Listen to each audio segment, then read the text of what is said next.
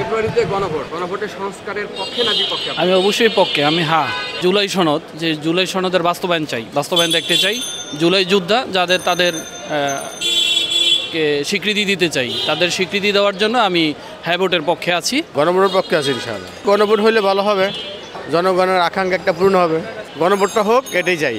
অবশ্যই আমি সংস্কারের পক্ষে এই জন্যই যে আমরা অতীতে যে আমাদের স্বাধীনতার পর থেকে বাংলাদেশে যারা দায়িত্বে ছিলেন তাদের দ্বারা দেশটা যেভাবে আগানোর কথা সেভাবে আমরা দেখি নাই। যার কারণে পরবর্তীতে যেই ক্ষমতায় আসুক আমরা চাই এই সংস্কারটা যেন অবশ্যই তারা করেন, এবং তাদের দাবি থাকবে শুধু ক্ষমতার জন্য নয়, সংস্কারকে প্রাধান্য দিয়ে যেন আগামী বাংলাদেশকে এগিয়ে নিয়ে যাওয়া হয়। ফেব্রুয়ারিতে গণভোটের সংস্কারের পক্ষে না বিপক্ষে আপনি? অবশ্যই সংস্কারের পক্ষে। দেশের সংস্কার হওয়া খুবই জরুরি। দেশের যে অবস্থা, এখানে সংস্কার ছাড়া কোনো উপায় নেই।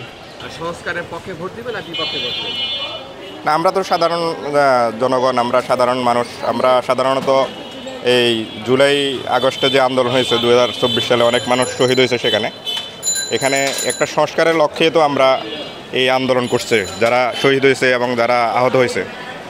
আমরা এই সংস্কারের পক্ষেই আমরা অবশ্যই ভোট দেব।